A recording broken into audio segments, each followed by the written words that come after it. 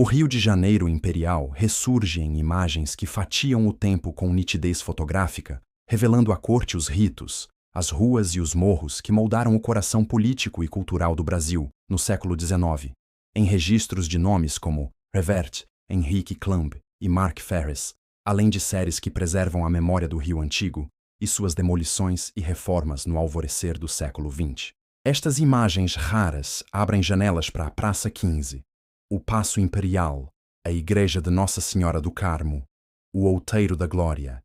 e as vistas que conectam a capital da monarquia às veredas serranas da cidade imperial de Petrópolis, em composições que vão de retratos de Princesa Isabel e do Conde de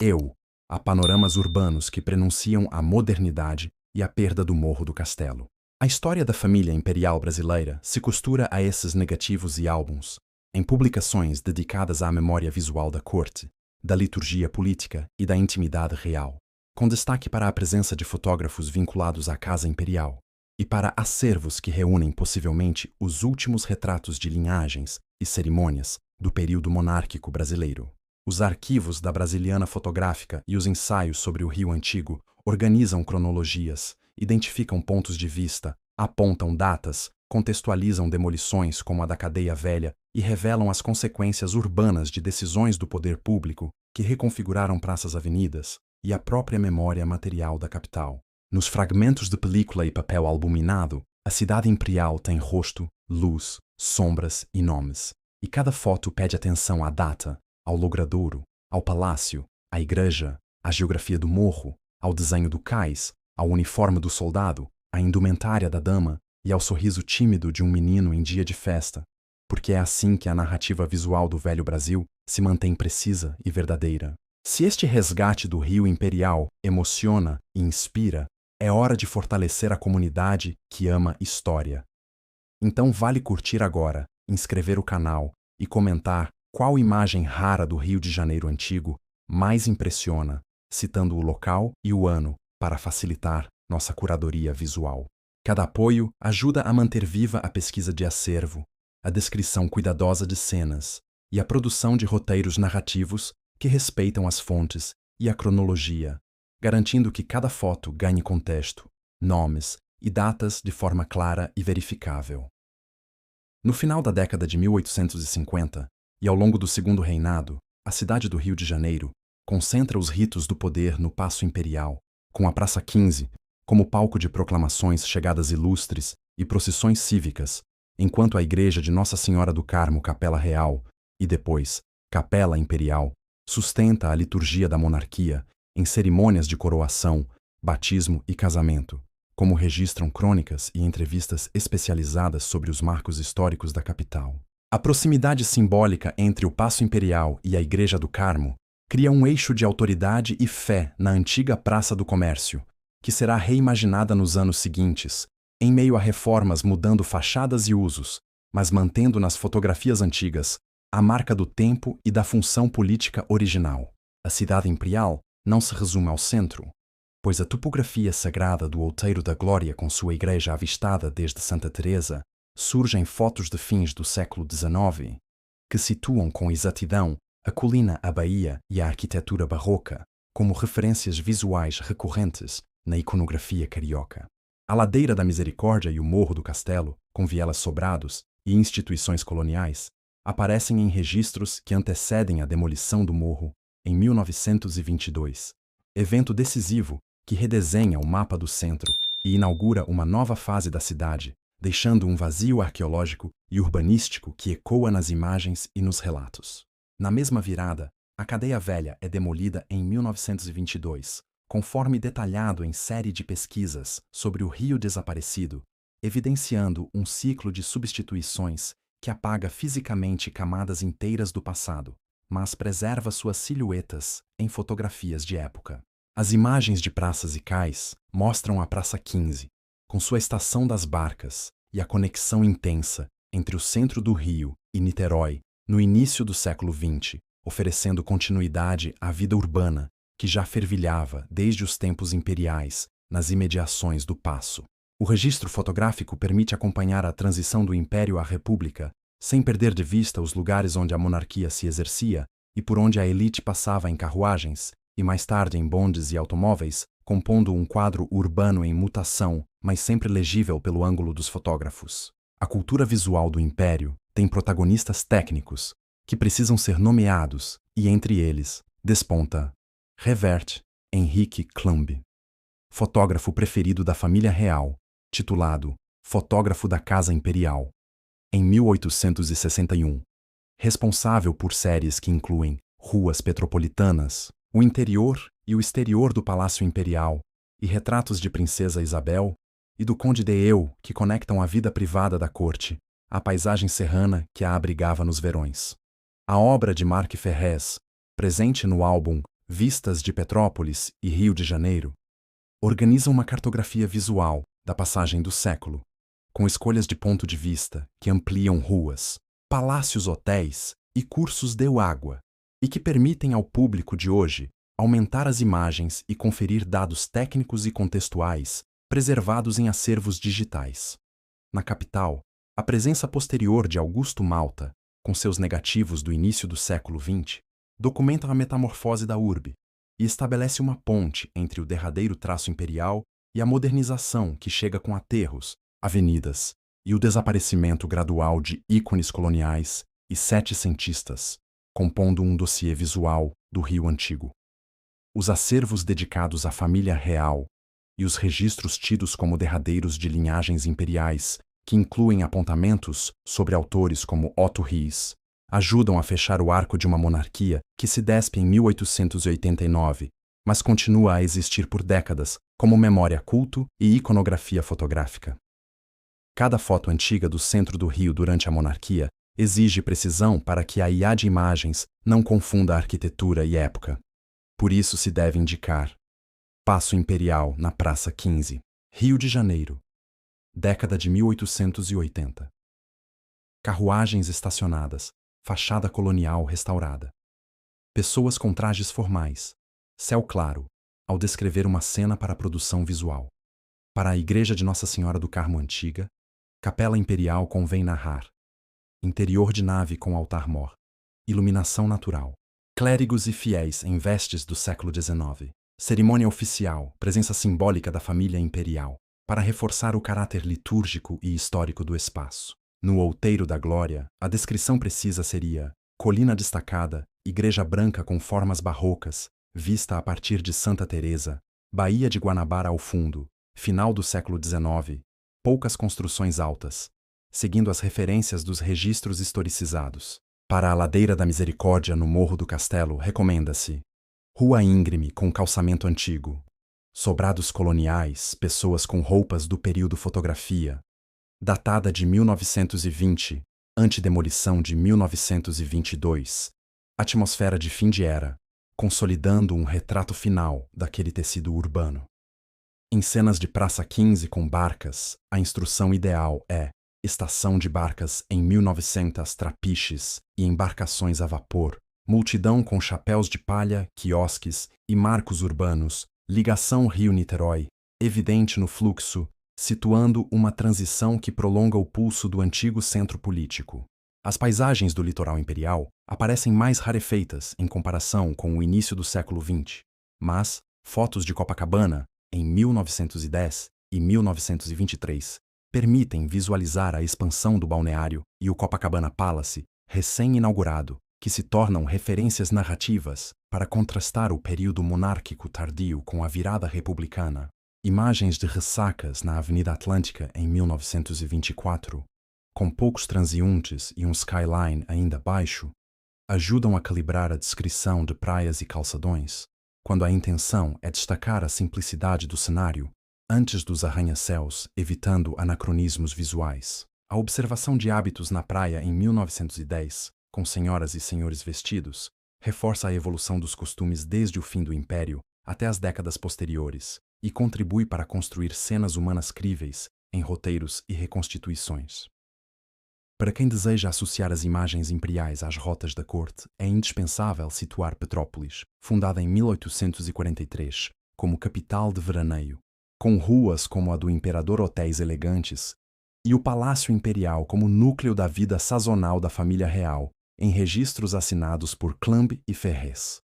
A biografia de Petrópolis é atravessada pela história de Dom Pedro I, que em 1830 adquire a fazenda do Córrego Seco, pela salubridade e beleza da Serra da Estrela, planejando um palácio de verão que sua morte impediria, mas cuja vocação será retomada por seus sucessores, convertendo a cidade em refúgio e palco diplomático. Os álbuns oitocentistas mapeiam o rio Quitandinha, a Cascatinha, os palacetes e as pontes, e oferecem textura de água, pedra e mata às narrativas sobre a vida imperial fora da capital, algo essencial para equilibrar cenas de gabinete com cenas de passeio e lazer da elite. Retratos de Princesa Isabel e Conde Deu, enquadrados na vida petropolitana, fornecem figuras humanas para ancorar a política de gabinete em vidas e relações familiares, tornando o período legível pelo rosto e pelo gesto, além do brasão e do decreto. No coração do Rio, o Paço Imperial atua como cenário de audiências, proclamações e decisões administrativas, e sua fachada precisa ser descrita com janelas em ritmo colonial varanda e pedra aparente, respeitando a leitura que restauradores e historiadores fazem da edificação em linhas gerais. A Igreja do Carmo, com sua condição de capela real e depois imperial, precisa ser apresentada em ângulo que mostre o adro e a relação volumétrica com as construções vizinhas da antiga Praça do Comércio, assegurando o reconhecimento imediato do conjunto, conforme sugerem relatos orais e estudos de campo. Para cenas de procissão ou aclamação, o enquadramento deve incluir bandeiras, fardas e a distância segura do público, compondo a coreografia cívica que os fotógrafos do período buscavam captar, ainda que sob limitações técnicas de exposição e mobilidade. A demolição do Morro do Castelo em 1922, já fora do período imperial, é um evento narrativo incontornável para explicar a perda de uma camada inteira da cidade colonial e setecentista, e por isso, fotos de 1894 a 1922 precisam ser citadas com precisão para que a linha do tempo não se embaralhe em reconstituições. Por esse motivo, quando a história demandar uma cena na Rua do Castelo, um dos acessos do morro convém ancorá-la no registro de 11/03/1922 por Augusto Malta, porque a data e o autor protegem a descrição contra confusões de período. A visão da Praça 15 a partir do alto do Morro do Castelo, com a Ilha das Cobras, e a Ponte Almirante Alexandrina, ao fundo em 1920, entrega uma geografia clara para orientar narrativas que alternam pontos de vista e permitem que o público entenda a cidade por cima e por dentro. A Estação das Barcas, por volta de 1900, vista desde o entorno da Praça 15, revela o ritmo de embarque e desembarque que perpetua a centralidade do centro após o fim do Império, o que ajuda a amarrar episódios monárquicos às dinâmicas urbanas da Primeira República. A Avenida Beira-Mar, com o Pão de Açúcar ao fundo, em registros de virada de século, mostra que certas montanhas e rochedos funcionam como assinatura visual da cidade, devendo sempre aparecer ao fundo quando a narrativa exigir reconhecimento instantâneo do rio. O Outeiro da Glória, fotografado desde Santa Teresa em 1895, confirma a importância de declarar o ponto de observação em cada foto narrativa, pois o ângulo correto evita erros de composição que a IA poderia cometer ao misturar colinas e igrejas de morfologias distintas. A cultura técnica das imagens antigas envolve fotógrafos que, como Augusta Malta no início do século XX, circulam entre cenas oficiais e cotidianas, e por isso aparecem fotografando ícones como o Pão de Açúcar, situação que pode ser reencenada em roteiro, indicando o profissional, o equipamento, o tripé e a linha do horizonte. A presença de um trenzinho do Corcovado com populares empurrando um carro enguiçado sobre os trilhos nas décadas de 1950 ou 1960 deve ser usada com clareza como referência posterior, distinguindo-se do período imperial, mas ajudando a mostrar a continuidade de usos do relevo e do turismo no Rio. As ruas do centro nos anos 1890 e 1900, como o Largo de São Francisco de Paula, exibem vestuário, chapéus e modos de caminhar que fazem a ponte entre a formalidade oitocentista e as novas convenções urbanas, iluminando a transformação do perfil humano nos espaços públicos. No campo da iconografia imperial, a família real em registros tardios, e os retratos oficiais preservados em acervos ajudam a construir cenas de palácio, sala do trono, gabinete e capela, desde que se indiquem os elementos simbólicos presentes em cada ambiente como brasões, talhas, cortinas e cadeirais. A seleção de imagens de álbuns como Vistas de Petrópolis e Rio de Janeiro recomenda que se descreva a textura de calçamento, os canais, as pontes e as fachadas dos hotéis. Beresford, Bragança e Inglês para cenas na serra, detalhando letreiros e janelas, quando houver documentação suficiente. Quando um roteiro mencionar a Rua do Imperador, a Rua Teresa ou a Rua Joinville em Petrópolis, a datação aproximada deve acompanhar a cena para não deslocar a arquitetura e o mobiliário urbano da década correta, mantendo fidelidade ao acervo. O impacto humano do Império aparece nas pequenas rotinas da corte, com princesas que assistem missas, ofertam esmolas e conferem fluxo religioso a igrejas de afeto imperial, como a do Outeiro da Glória, que se torna espaço de memória pessoal e oficial, ao mesmo tempo, como discutem especialistas. Essa dimensão íntima contrasta com as proclamadas ações de Estado, encenadas no Paço e na Praça 15, onde o gesto público e a presença do povo definem o tom visual de aclamações e recepções de autoridades, pedindo composições amplas que incluam bandeiras, colunas e varandas. Em Petrópolis, os passeios no Retiro da Cascatinha e as vistas do rio Quitandinha traduzem o respiro da família imperial fora da capital. E por isso, cenas de descanso devem priorizar água, árvores e pontes, com vestuário de passeio e pouca aglomeração. Para dar corpo a um rio imperial realista, as descrições devem nomear lugares e anos, indicando Praça 15, 1875, 1885, carruagens e militares de guarda, ou Paço Imperial, salão com piso de madeira e luz lateral, o que evita erros no desenho de interiores e exteriores. A mesma regra vale para as escadarias do Outeiro da Glória, que pedem escadaria frontal simétrica, guarda-corpo em pedra, vista da Bahia, céu limpo, fim do século XIX, traduzindo a iconografia em instruções de imagem fiéis. Ao tratar de ruas do Morro do Castelo, vale fixar calçamento irregular, casario colonial, linha d'água ao longe, 1920, marcando o antes da demolição para sustentar a verossimilhança topográfica. Quando a pauta exige contrastar Império e República,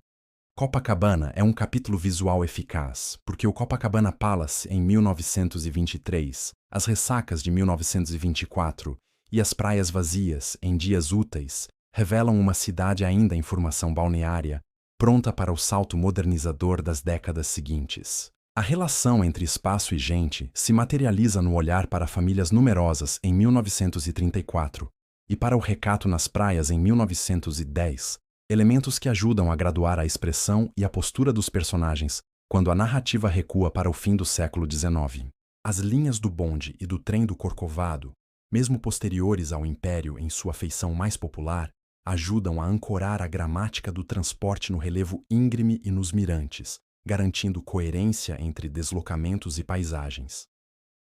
A continuidade e a ruptura da cidade imperial são ensinadas pelas fotografias da série Rio Desaparecido, nas quais se aprende a localizar o que não existe mais e a traduzir a memória em instrução textual, objetiva, sem perder o ritmo poético da narração. Cada esquina que some de uma foto de hoje, mas sobrevive na foto de 1900, exige do roteirista a humildade de marcar a data, o autor do registro e a direção do olhar, porque é assim que se preserva a verdade visual do velho Brasil. O roteiro documental que respeita imagens raras é um roteiro que descreve a imagem em si. Diz o ano, diz o local, diz o momento histórico e diz como as pessoas estão vestidas, porque só assim a imagem gerada reconhecerá que a cena é imperial e não republicana. No final, a história do Rio de Janeiro imperial é uma história de pessoas, templos, palácios, morros e águas, fixada por lentes que aprenderam a ver o país em transição e a dar ao público de hoje um passado que se pode quase tocar com as mãos.